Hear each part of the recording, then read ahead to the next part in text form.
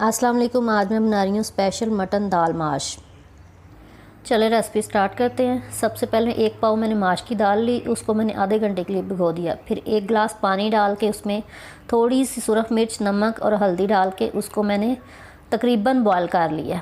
चूल्हा मैंने ऑन कर लिया। इसमें मैंने एक गिलास पानी शामिल किया। अब इसमें मैं गोश्त शामिल करूँगी। आधा किलो मैंने गोश्त लिया मटन।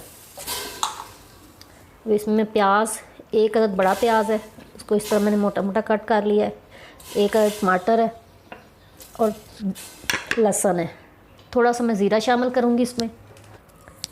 1 टीस्पून में इसमें सुरख मिर्च शामिल करूँगी, हस्बे ज़रूरत नमक और थोड़ी सी हल्दी। अब इसको मैं 10 मिनट के लिए प्रेशर कुकर को बंद कर दूँगी। इसका ढक्कन उतार दिया। अब ये तकरीबन गल गया है। अब इसमें मैं ऑयल शामिल करूँगी और इसको थोड़ी देर के लिए भूनूँगी।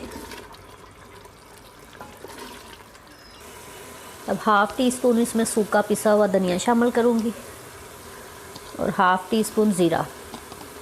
और जिन लोगों ने अभी तक मेरे चैनल को सब्सक्राइब नहीं किया, मेरे चैनल को सब्सक्राइब कर दें, वीडियो को लाइक करें, शेयर करें और रेसिपी ज़रूर ट्राई किया करें। गोश्त अच्छी तरह भुन गया। अब इसमें ऑयल छोड़ दिया। अब इसमें मैंने बॉयल दाल की हुई थी ऑलरेडी, वो मैं इसमें शामिल कर दूँगी।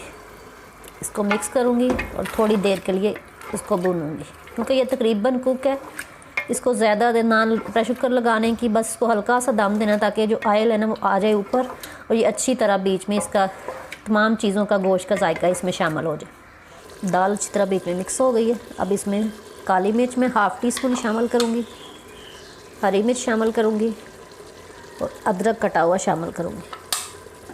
इसको मिक्स करूँगी, 1 मिनट के लिए दम दूँगी। बाद में इसका मैं तड़का लगाती हूँ। अब मैं इसका तड़का तैयार करूँगी। पैन गरम हो गया। अब इसमें मैं 1 चम्मच देसी घी शामिल करूँगी। अगर आपके पास नहीं है तो आप ऑयल शामिल कर सकते हैं। अब मैं छोटा छोटा कटा हुआ अदरक शामिल करूँगी। इसको हल्का सा फ्राई करूँगी। अब इसमें साबुत सुरख मिर्च शामिल करूँगी। थोड़े से दाने में काली मिर्च के शामिल करूँगी। कटी हुई एक हरी मिर्च शामिल करूँगी और ज़ीरा शामिल करूँगी। अब इसमें मैं कड़ी पत्ता शामिल करूँगी। अब ऊपर मैं डाल दूँगी दाल के। धनिया शामिल किया। अब ऊपर से मैं ये तड़का लगा दूँ।